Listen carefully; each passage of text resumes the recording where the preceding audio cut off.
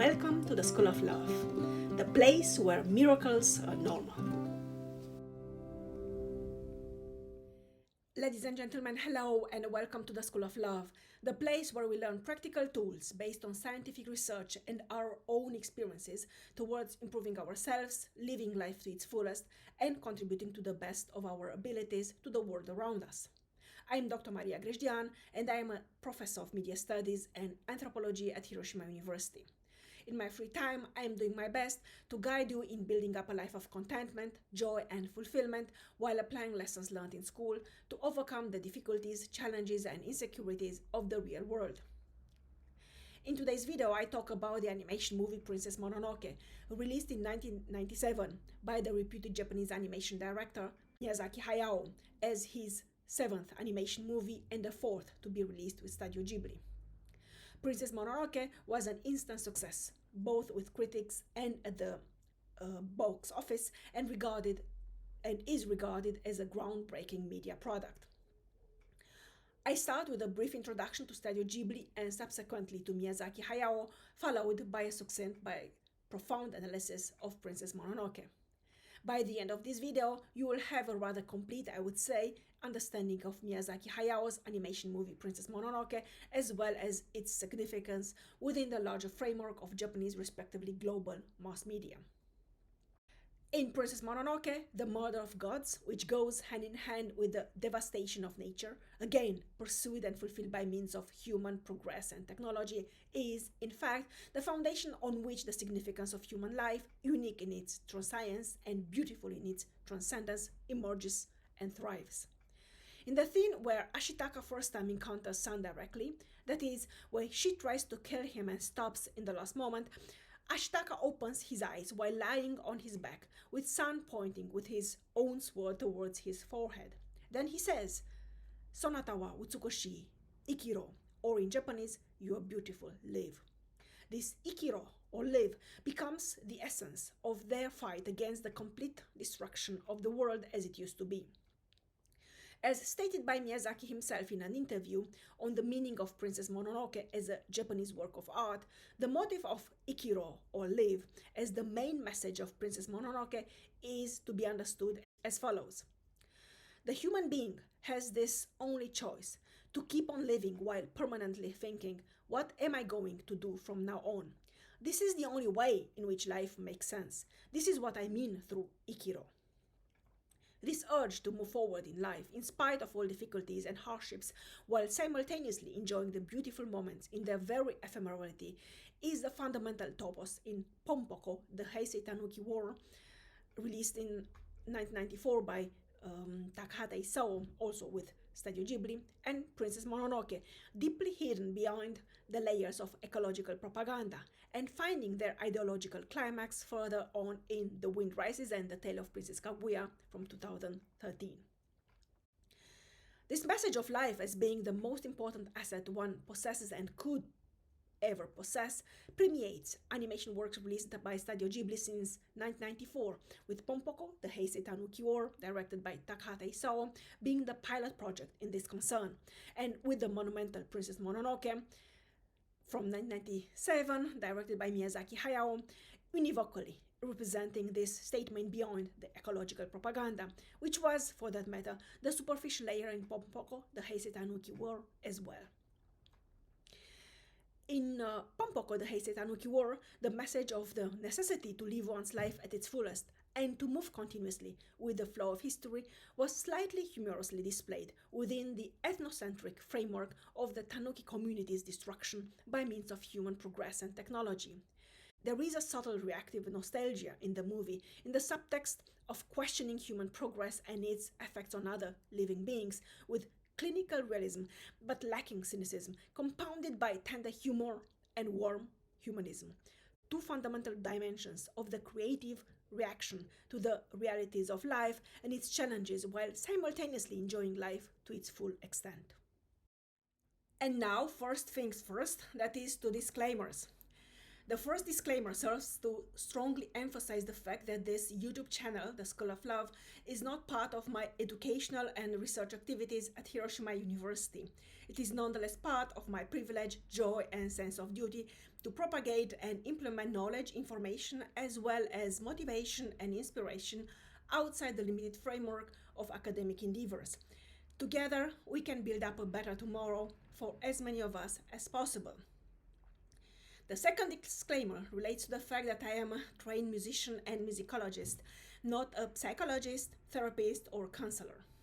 The ideas I am sharing in my videos reflect my deep-going preoccupation with life, my own life and other people's lives, and express the results of my experiences, research, and, for better or for worse, my failures, as well as my recovering from those failures, recovery which is still ongoing. The ideas expressed in the videos on this channel named The School of Love cannot and may not and must not replace the consultation with specialists in whichever areas of your life you might have questions or you might struggle with. If you are new to the channel, at this moment I would like to ask you to please consider subscribing, sharing, liking, commenting. Thank you very, very much.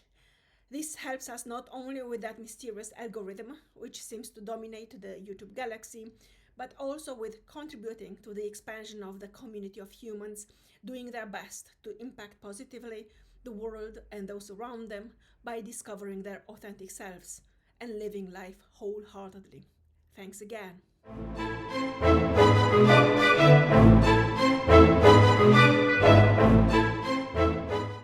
Within the international animation landscape, Studio Ghibli has become, throughout the past almost 4 decades, a symbolic icon of successful Japanese animation, which emerges as a constructive combination of aesthetic ideological visions and consumption-oriented compromises.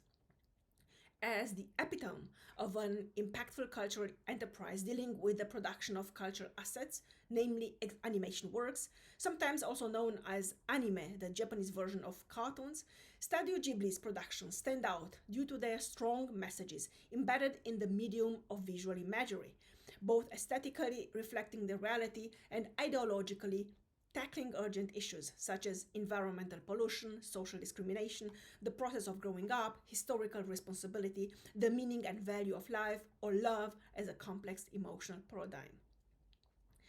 Since its foundation in 1985, with a stable location in Higashikogane in western Tokyo, Studio Ghibli has turned over the decades into a symbolic institution of the Japanese entertainment industry. The name mostly associated with Studio Ghibli is Miyazaki Hayao, born in 1942, who has collected the most recognition, but he is in fact solely a member of what might be called the Ghibli Quartet, consisting of Miyazaki Hayao, Takahata Isao, Suzuki Toshio, and Hisaishi Joe. The founding quartet included Takahata Isao, Miyazaki Hayao, Suzuki Toshio, and Tokuma Yasuyoshi, with the last two serving as producer and manager respectively. The composer Hisaishi Joe came later to join the Ghibli enterprise after he was discovered by Takahata and Miyazaki when he presented the music proposal for the first official animation movie released by the newly founded Studio Ghibli in 1986, Laputa the Castle in the Sky. Nowadays, one can talk of the Studio Ghibli in terms of an expanding Ghibli corporation, with the Ghibli Museum founded in 2001 and located in Mitaka, Tokyo, which was projected and built under the supervision of Miyazaki Goro, Miyazaki Hayao's eldest son. A real-life replica of Satsuki and Mei's house from the animation movie My Neighbor Totoro, released in 1988, situated on the Expo 2005 site in Nagakute, Aichi Prefecture, which was designed by Miyazaki Goro as well, and a long-expected Ghibli theme park in Aichi Prefecture opened in November 2022. Ghibli, written in fact G-I-B-L-I, means in Italian hot desert wind, and was supposed to have the effect of a fresh wind reinvigorating the framework of Japanese animation. Studio Ghibli was grounded, as I said, in the year 1985, mainly by the animation directors Takahata Isao and Miyazaki Hayao. Both grounders had already gathered experience in the field of animation and of the Japanese animation industry, which they subsequently employed in developing their own animation production company.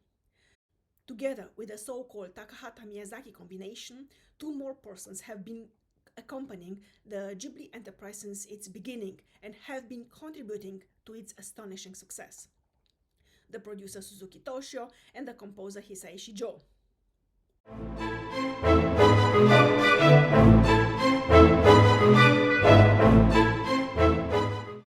Until Miyazaki Hayao's blockbusters released during the 1990s, his previous animation movies can be regarded as creative laboratories in which he experimented various aesthetic approaches and ideological positions by means of exploring the possibilities, boundaries, limitations, challenges, and freedoms of the medium. In Lupin III, The Castle of Cagliostro from 1979, Miyazaki employs the archetypical slapstick comedy as the framework for technical visual experiments of dynamic representations of movements in depth, as well as what would come to be seen as the prototype of post-war shoujo in Japanese culture in Clarice's character. In Nausicaa from the Valley of the Winds from 1984, Miyazaki extrapolates his preoccupations into the post-apocalyptic science fiction genre, quite in tune with George Orwell's dystopian novel, but pushing the boundaries of the animated orchestration of his visions further beyond what was customary at the time.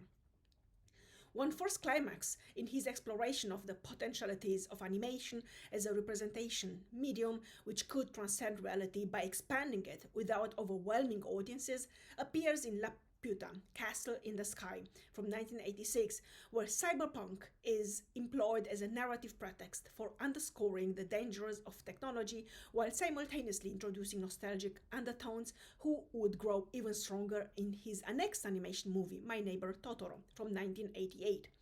The release of the animation movie My Neighbor Totoro in 1988 marked the explosion of the so-called Totoro craze, visible in such phenomena as the enthusiastic reconsideration of the nature and of its real or fictional inhabitants, the revisiting of heritage trees as protectors and providers, seeking for the simplicity of life within nature as an escape from the over-sophisticated urban environment, the respect for the frugality of rural life while finding happiness in the rediscovered authenticity of myth, legends, and folkloric beliefs. A different side of childhood, as well as its crucial rites of passage, is presented in Kiki's Delivery Service from 1989, in which the concept of fantasy worlds extrapolates to a space similar to our quotidian reality and still somehow alienating in its very familiarity, a manner of relating to current historical events on the global stage, which will be reiterated in Porco Rosso from 1992. Miyazaki's first animation work which addresses the topic of war head-on. As later on represented in more profundity in The Wind Rises, war appears less than an inevitable but necessary evil and more like an everyday occurrence, which must be treated as such. Furthermore, in his monumental Princess Mononoke from 1997, Miyazaki employs the ecological pretext with its, at the time already tired superficial ecologist propaganda, to reflect and convey a much more powerful message, that of life being the most important asset one possesses and could ever possess. A narrative strategy utilized previously by his senior colleague and co-founder of Studio Ghibli Takahata Isao in Pompoko the Heisei Tanuki War from 1994. Then again, in tune with Takahata's preoccupation with the Japanese modern family and its obvious degradation in recent decades, reflected in his Ho Ho Kekyo, My Neighbors the Yamadas from 1999, Miyazaki explores in Spirited Away from 2001 the perils of materialism and immaturity as an existential attitude which forces children into parentification protocols when their own parents become unable to protect and provide for them.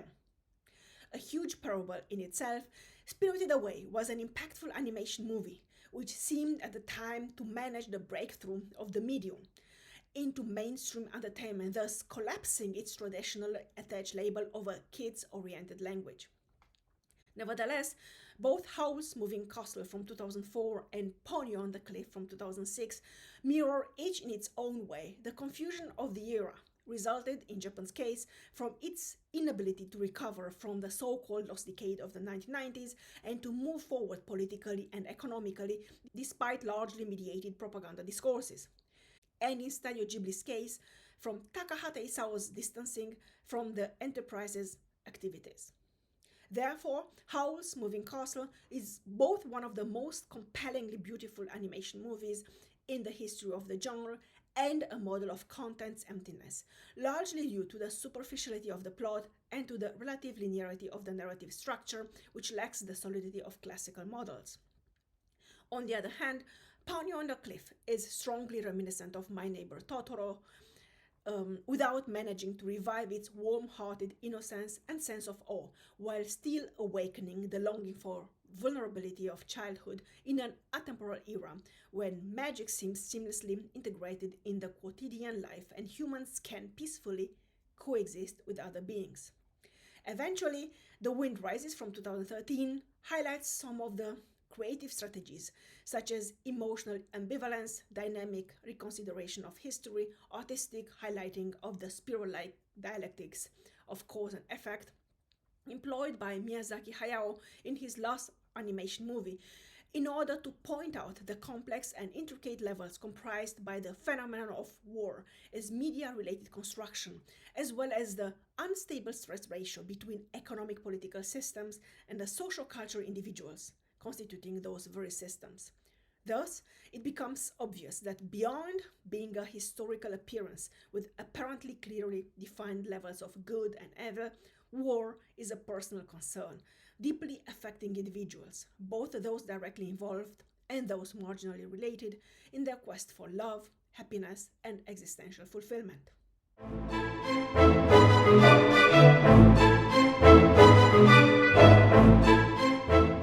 A long way from the utopian idealism in Nausicaa from the Valley of the Winds from the year 1984, directed by the same Miyazaki Hayao, the mature and warm humanism in Princess Mononoke, or Mononoke Hime in Japanese, released in 1997, unfolds in the depiction of epical battles between gods and humans. Regardless of the final solution, the world will never be the same.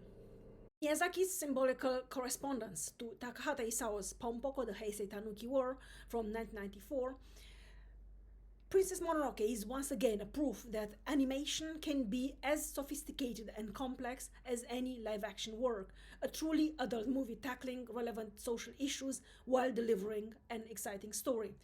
Princess Mononoke also demonstrated that treating your audiences as mature viewers does reap rewards. It subsequently went on to win Best Film at Japanese Academy Awards, the first time an animated feature was even nominated for the reward. The composer Hisaishi Joe, one of the cult figures in the Japanese animation industry, constructs in Princess Mononoke an universe of ludic allusions and contradictory combinations, which are indicative of the fragmented fabric of cultural identity in late modernity. The movie is a series of dazzling contradictions, reflecting its central theme of the tensions and strivings of different creatures with different aspirations forced to fight for their share of scarce resources in a world that is growing more complex and more dangerous every day. Everyone in the movie, except Ashitaka, is trying to build their own little enclave, but reality creeps breaking down the walls. The old gods want only to roam undisturbed their ancient domains. The rich, powerful humans want only to use the gods as bolsters for their own influence. The poor humans want only to cut down the virgin forest and make a space where they can live and work in freedom. The visionaries and technologists want only to develop their ideas. Some are aware of the price they or others will have to pay for their choices. Some are ignorant and some are reckless. But nature has an overriding power, overriding even that of gods. All life is change, and what does not change dies. Humans are part of the process of change, but those who think they are controlling its course are self-deluding. Princess Mononoke became the most successful movie released in Japan until that time. It was beaten at the box office by James Cameron's all-conquering Titanic a few months later and launched Studio Ghibli on the world stage. introducing it to a more mainstream audience that stretched beyond the already enthusiastic world fan base. In many ways, the movie was a baptism of fire for Western viewers unfamiliar with Japanese animation, for Princess Mononoke is a rich and complex fantasy that offers no simple solutions and characters that are not wholly good or evil. Thus, if My Neighbor Totoro had shown how deference to spirits can lead to harmonious coexistence between worlds, then Princess Mononoke shows what happens when they come into conflict, with results being anything but pretty. In Muromachi, Japan, an Amish village that is a village inhabited by people regarded to be the initial ethnic group before the assimilation and uniformization movements of the Edo period and, more importantly, of the Meiji period have been pursued, probably related to the Ainu located in the northern island of Hokkaido. So this Amish village is attacked by a hideous demon, in fact by a wild boar, fatally wounded by some mysterious object which eventually turns out to be a bullet from a fire weapon. The so-called demon is a boar god corrupted by an iron ball lodged in his body. The last Amish prince, Ashitaka, kills it before it reaches the village, but the beast manages to grasp his arm and therefore infect him with some sort of curse before passing away. Apparently, the curse grants Ashitaka superhuman strength. Simultaneously, though, it causes him pain and will eventually kill him.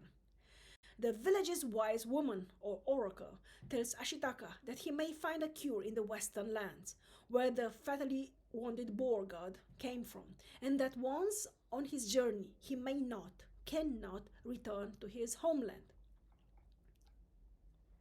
Heading west, Ashitaka meets Jigo, an opportunist monk, who tells Ashitaka he may find help from the great forest spirit, a deer-like animal god by day and a giant nightwalker by night, while close nearby, men on a cliffside herd oxen to their home of Iron Town, led by Lady Eboshi, and repel an attack by a wolf pack led by the wolf goddess Moro, whom Eboshi wounds with a shotgun. Riding one of the wolves is San, a human girl. Down below, Ashitaka encounters San and the wolves, who rebuff his greeting. He then manages to rescue two of the men fallen from the cliff and transports them back through the forest, where he briefly glimpses the great forest spirit. Events unfold even more dramatically as a Boer clan, led by the blind god Okkoto, plans to attack Tataraba to save the forest, while Lady Eboshi sets out to kill the forest spirit with Jigo so that she can give the god's head to the emperor, or Mikado, who believes it will grant him immortality in return for protection from Lord Asano, while Jigo desires the large reward being offered. Much has been written about Ashitaka being a Japanese character with typical features for the demographics he is representing. I would argue, though, that Ashitaka, like San and Lady Eboshi, are among the most archetypical characters in Studio Ghibli's animation releases, potentially on the same level as Chihiro, Haku, Yubaba in Spirited Away, and later on Howl and Sophie in Howl's Moving Castle, Horikoshi Jiro in The Wind Rises, and Princess Kaguya in The Tale of Princess Kaguya. Ashitaka stands for the archetype of the hero who grows and evolves throughout a classic journey of initiation from an innocent young person knowing nothing about the world and essentially inheriting his existence by means of dynastic heritage and not due to his own abilities, to a self-aware, self-confident, self-reliant member of the community he belongs to by choice, in which he serves with a deep sense of responsibility, commitment, and altruism. Throughout his journey, Ashitaka as an archetype encounters various people and learns to distinguish honesty from deceit, potential friends and allies from potentially treacherous enemies, and most importantly, he learns to defend himself and those around him who depend on him. Along the increasingly difficult rites of passage he has to overcome, Ashitaka increasingly develops emotional strength and mental fortitude, gets used to letting go of things which no longer appear useful, and to hang on to things and people who are supportive and faithful, like his red deer, Yakle or Yakul, another deeply symbolical figure who connects Ashitaka and the human species with the netherworld of gods and spirits, or the little Kodamas who guide him out of the woods and thus back to his own living space. Eventually, he deepens his wisdom to the level that he sees San neither as a friend or a possible lover, nor as a foe, and agrees with grace and compassion to living separately in their different worlds, as long as there is some sort of compromise both of them and the ecosystems they represent can live with. In doing so, Ashitaka transcends the romantic innuendos in life lessons of acceptance without comprehension, of love without possession, of coexistence without communication. There are circumstances in life, Ashitaka's archetype seems to inform us, when we must cherish and respect what we already have and allow what we do not have and could not ever have just be, with a sense of inner peace, awe, and concession which enriches us manifold. More strikingly, Princess Mononoke's characters, more particularly its female characters, are astonishingly rounded and complex figures. Lady Eboshi, on the surface, would appear to be the villain of the story. After all, she is destroying the forest and is actively aggressive. But she also uses her position to help find employment for the lepers, a malignant part of the society, and also prostitutes, whom she had saved from the brothels. These women provide further examples of earthy, working class women in Miyazaki's movies, spirited, capable individuals full of ribaldry and spunk. And then there is San, Princess Mononoke herself, a Mononoke being the spirit of a thing, which can be responsible for all sorts of surprising, unexplained events, trivial or major, positive or negative. San is a wild free spirit, a cross between Kipling's Mowgli and Boudica. Her hatred of all humankind, which she sees as destructive of the forest and the natural order of things, has seen her reject any notion that she is human as well. She is the daughter of Moro and has nothing but contempt for her own race. When we and Ashitaka first see her close up, she is sucking infected blood from Moro's side, who has been shot by one of Lady Eboshi's guns, with San's gore-streaked face, showing nothing but defiance and hatred. Ashitaka is smitten, but getting through to this almost feral girl proves no easy matter. She finally accepts him on account of his worthiness, and that of his people relate to her but Ashitaka's faithful steed Yaku or Yaku. On the one hand, both San and Eboshi are initially the archetypes of the Puella Eterna, or the eternal girl, as embodied by its Japanese version of shoujo, which is translated literally as young unmarried woman, and one of the most commercialized and objectified topi in Japanese post-war socio-economic context. At its core, a shoujo is a female teenager whose emotional and mental abilities surpass by far her biological age. She lives according to her own rules and standards, and more often than not, challenges the masculine order by initiating chaos and emotionality. Miyazaki Hayao's shoujo characters, starting with Clarice from Lupin III, The Castle of Cagliostro, have brought additional layers of significance to the general shoujo concept as a socio-economic phenomenon evolving towards an economic political construction and an educational paradigm with wide technological influences, while simultaneously gradually highlighting her impossible existence in the real world and mercilessly disrupting prevailing discourses on youth, innocence, beauty, sexuality, as promoted by Japanese mainstream media and consumerist outlets. On the other hand, San and Eboshi are two sides of the same coin, femininity at crossroads. It is fascinating to observe how San and Eboshi as archetypes tackle the problematic of the Puella Eterna or the shoujo in Princess Mononoke. San prefers to remain in her state of Puella Eterna or shoujo, rejecting growth and the sacrifices required to attain a full-fledged maturity, but also the benefits of living a life among those who might learn to love her and whom she might learn to love in return. As such, she remains caught in the toxic atemporality of childhood like Peter Pan, where there are no responsibilities, no challenges and no losses, but also no self-discovery and no self-fulfillment. No individuation, which is the highest level of becoming who one is meant to be. Eboshi had already decided to leave behind a world of innocence and apparent self-indulgence, typical for children, and to move forward to becoming a fully functional member of the human species. Typically, for women childbearing, with or without marriage is the milestone which separates girls from women, but in Eboshi's case, her symbolical children are those she cares for, the lepers, the former prostitutes, and other outcasts at Tataraba, and the major sacrifice she has to accept is the loss of her arm. Like the old woman, the oracle, in Ashitaka's initial village, Eboshi transcends eventually gender delineations on the same trajectories as shamans and shamanesses in indigenous communities who do not belong to any traditional categories but are crucial to the formation of those categories through the sheer force of their indelible otherness. Therefore, while Sun continues to embody the puella eterna or shoujo in their embezzling non-existence, it is Eboshi who overcomes the sneaky tentacles of immature frivolity, rage, and resentment, and integrates her dark side as a means of living and contributing to the human community. It is one of cultural studies' most fundamental approach paradigms to research that if you want to see the unseen side of a society or community, look at its members' preoccupations in their free time, and on one they spend their money, their time, and their energy with, in what they invest their emotions wholeheartedly.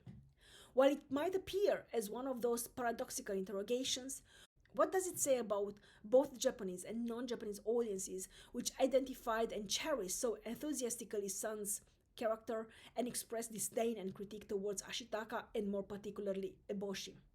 Without intending any judgment, this kind of global reactions bring into spotlight poorly estimated dimensions of popular beliefs and expectations, while basically questioning the capacity of social engineers and producers in creative industries to properly evaluate their target audiences and to correctly calculate the impact their products might have on the other side of the business spectrum. In observing further secondary characters, analysts have been focusing so far on the dichotomy between humans and non-humans in Princess Mononoke, fueled additionally by Sun's charismatic but eventually empty shell of the unconditional wrath against humans. In opposition to this light of interpretation, I would argue that this dichotomy is an artificial one, which hides the more subtle but nonetheless essential layers of the interdependence between humans and non-humans, which permeates the plot and the atmosphere of the animated movie Princess Mononoke. In Sun's profoundly disruptive force, one recognizes once again the environmentalist propaganda of late modernity, which is fundamentally unable to sit down and listen to those who have a different opinion, often informed and scientifically solid, so that there is communication and mutual respect instead of wrath and contempt. However, the real world, which exists for better or for worse outside of Sun's limited universe of past hurts, proves to be far more complicated and transactional, with alliances being built spontaneously when required by circumstances and mercy shown when there is indeed no win-win perspective ahead. There is no clear-cut separation between the ecosystem of the humans and the ecosystem of the non-humans. There are interpretations and exchanges, direct and indirect signals for cooperation and compromise, for help and support. There are betrayals on all sides. There are losses, disappointments, death everywhere. And there is, after all, what life, being alive and living means. Might be the message of Princess Mononoke. Running away and hiding in the woods, protected by the thin layer of not knowing, the treacherous promise of staying forever the same by keeping up the pretense of innocence, is not a solution and has never been a solution in the real world. Only by grasping this fundamental truth of life and accepting it as such in its complete wholeness, one can start to grow and move towards one's full potential with the subsequent expansion of that potential. Change is the only constant in the universe. Expansion counterpointed by short necessary periods of contraction, which allow for accumulation of forces for new, fresh expansions. Sun rejects this fundamental principle of the universe. Ashitaka, Eboshi, Jigo accept it and move along with events. The final separation is not, in this interpretation, the separation between the world of humans and the world of non-humans, but the separation between those who understand that life is change, accept it, even though they might not comprehend the very mechanisms and mechanics of change itself. The initiation tree pursued by Ashitaka Princess Mononoke's main male character is, like all heroes' initiation trips since the dawn of history, a journey of identity construction and awareness building, as well as an incursion into the unknown fields of the world. He must learn to see with clear, unclouded eyes, or kumori naki me, as stated in the movie, is the truth of the West, from where the enraged, deadly, wounded boar had come. Accompanied by the words of the old, wise woman in his home village, no one can change his destiny, but you can decide if you just wait for its fulfillment or you can stand up and face it. Ashitaka starts off his trip towards new territories. His wand is his chorus, the symbol of the forbidden fruit and of the impossible recovery, of hatred and also of irreversible knowledge.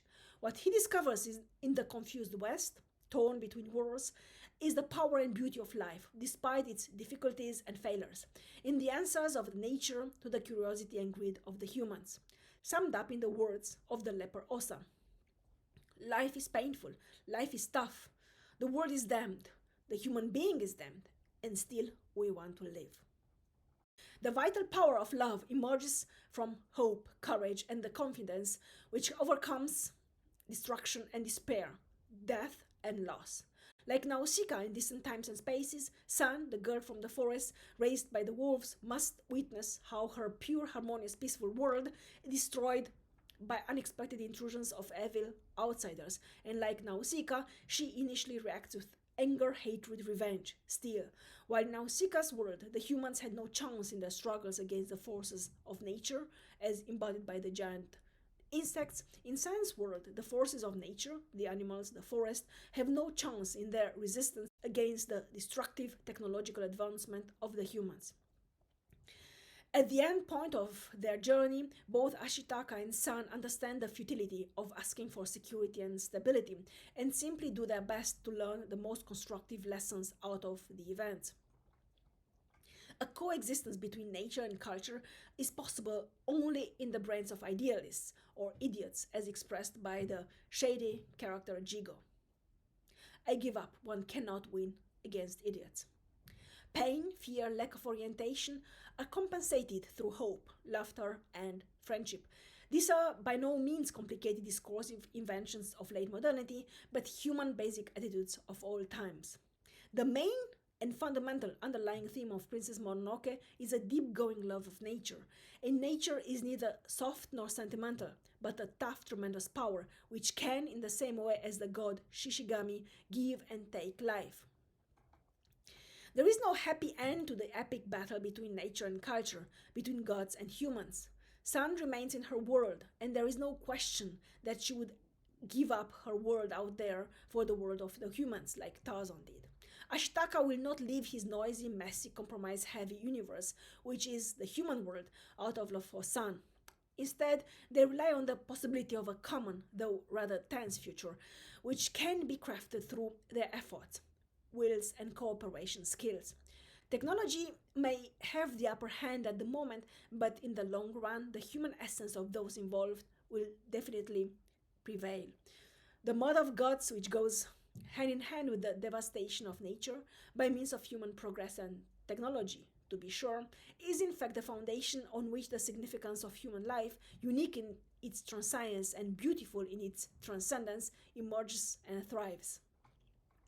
One could go as far as argue that environmentalist propaganda serves as a pretext to explore the world of spirits and their relationship with the humans. Even more, it is precisely in the honest, open-minded exploration of the relationship between various entities populating the world that one can discover the multiple layers and the limitless potentialities of what it means to be human, and therefore to move beyond the mere surface of physical survival, emotional apprehension, and mental exhaustion towards physical transcendence, emotional warmth, and mental fortitude. The color palette of the movie is overwhelmingly green, with barrenness and the absence of leaf cover used to indicate the disruptive impact of man. Although Princess Mononoke employs more computer graphics effects than any previous Studio Ghibli movie, the richness of the visual effects is largely produced in the old-fashioned way, by hand drawing and painting onto cells. It's interesting to observe the way computer animation was integrated into the animation process. This helps to reveal the nature of Miyazaki's creative thinking just as powerfully as his storytelling or his characterization. Each frame is drawn by hand. The computer is drawn for color, to enhance some areas in ways only it can, and to speed up the process and reduce the physical load on the creative team. The process was partly replanned and partly a response to changing circumstances, just as the process of change in the story is partly willed by the characters and partly reactive to changes around them. The music of Princess Mononoke is a wonderful backdrop to the movie, while standing up in itself less independently than any of Hisaishi's other works. The pentatonic scale is employed to interesting effects alongside the more familiar Western scale. One of the best examples of use of the pentatonic scale is in the scene in which the Kodamas lead Ashitaka through the forest. The main theme, as sung in the Japanese initial and original release by the countertenor Mera Yoshikazu, has eldritch quality that raises the hairs on the back of the neck in audiences. Hisaishi Joe found himself working in a whole new way with Miyazaki. In the past, he had finished his work and then invited the director to the orchestral recording session, but on Princess Mononoke, they collaborated far more closely from the beginning, with Hisaishi first writing several pieces which were released as an image album of music inspired by the movie story, then going on to adapt, rework, and rewrite, with Miyazaki and Suzuki frequent visitors to his recording studio. The composer saw himself as a contributor to the process of creating the movie's world rather than an outside contractor hired in to do one specific job. And he tried throughout the process of composing the music to express the subtle atmospheres and feelings of the story and of the characters. In this train of thought, Hisaishi Joe's music to Princess Mononoke follows classic approaches of cinema scores to discursive enhancement through musical accompaniment of the visual characteristics, discreetly channeling from the background the emotions and states of mind of the audiences towards greater identification with the animated work. When thinking about the message of Princess Mononoke, one particular line in the animated movie circles incessantly in my memories. Sonata wa utsukushi, ikiro. You're beautiful, live.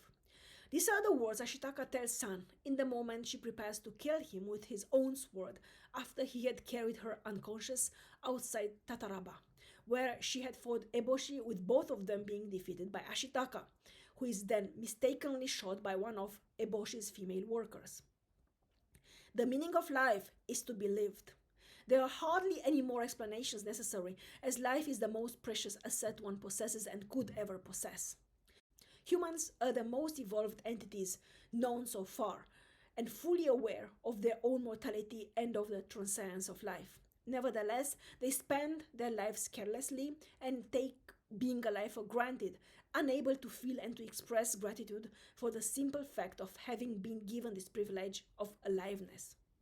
In later animation releases, Miyazaki expands on this idea of the unique preciousness of life, of its inexorability and irreversibility, but never again at this level of interspecies comparisons with almost universal force. Princess Mononoke was meant to be Miyazaki Hayao's final production. Obviously, the reputed animation director changed his mind repeatedly. One might go as far as to say that it is precisely in the full awareness of death that we glimpse into the depths, joys, victories of life, a combination of Nietzsche's Amor Fati and Ovid's Carpe Diem. Moreover, in the epic battles between humans and non-humans, both the humans' vulnerability and the non-humans' irreplaceability become obvious, so that in the end, cooperation and coexistence rather than competition with the goal of one-sided annihilation appear as the only possible outcome, in the name of existential sustainability. On the other hand, the unequivocal identification of global audiences with San's impenetrable wrath and rejection of humans and of her own human nature, and the refusal of those same global audiences to pay deeper attention to what Ashitaka and Eboshi, as well as the secondary characters, had to represent, arises concerning question marks related to the capacity of late modern audiences to observe their own habitat in terms of long-term survival and expansion. Apart from Sun's appearance of a rebel with the core characteristics of Puella Eterna or Shoujo, which are intrinsically both charming and daunting, it is in the warm maturity and the willingness to compromise of the other characters that the viewer finds answers and solutions to current global and local challenges. Rather than doubting the human's respect towards nature and non-human entities, it is perhaps vital that we understand Sun not as our collective or otherwise alter ego who chooses the primordial, unaltered space of nature over the corrupted, sick civilization of humans, but as the Jungian shadow, which showcases the dangers of non-integration and eternal immaturity. Unlike Takahata Isao's Pompoko, the Heisei Tanuki War, which tackled with its director's typical warm humanism and respectful humor the same problematic of life being the most important asset one possesses and could ever possess, by highlighting the necessity of the survival of the species, even if it means individual sacrifice, Princess Mononoke moves beyond the ethical dimension of the survival of the fittest and approaches the theme from a more holistic perspective, accepting that change is the only constant in the universe and that going with the flow of time instead of resisting it might be as valuable a solution as playing the visionary in a world fed up with visionaries and technocrats while fully embracing one's humanity with its limited resources. By mid-1990s, with Takahata in his 60s and Miyazaki in his mid-50s, neither of them had any illusions left regarding the ability of the human race to behave rationally and constructively long-term. Like Pompoko, the Heisei Tanuki War, Princess Mononoke brings into foreground the necessity to accept the reality for what it is and to do the best out of it. While it places a narrative line centuries earlier in Japan's history, Princess Mononoke highlights the universality of human nature, its insatiable thirst for progress, its disdain for rules and superior forces, its constant drive for advancement and progress. Finally, Princess Mononoke shows with inescapable acuity the utter inability of decision factors to correctly evaluate the consequences of their decisions and actions, as well as the huge difference between a leader who acknowledges failures, takes responsibility, learns the lessons, and encourages the followers to do the same, and a leader who does not. It is the difference between growth as self-discovery, individually and collectively, and death as self-annihilation, likewise individually and collectively. Miyazaki explores this theme in greater depth and from a fresh perspective in his next blockbuster, Spirited Away. So that would be from me for today. Thank you very much for listening to me. Thank you very much for joining me here again, and I'm looking forward to welcoming you very soon again. Love and peace to you all.